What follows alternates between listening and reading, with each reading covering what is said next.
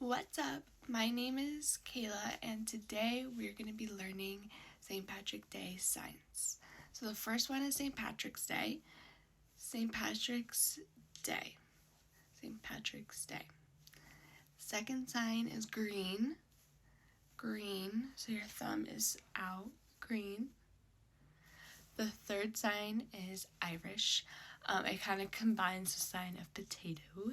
So potato is this. So Irish is kind of like you flip it. But this is Irish. Irish. And then what else? Oh, rainbow, of course. So I've seen a lot of different signs for rainbow, but this is what I usually use.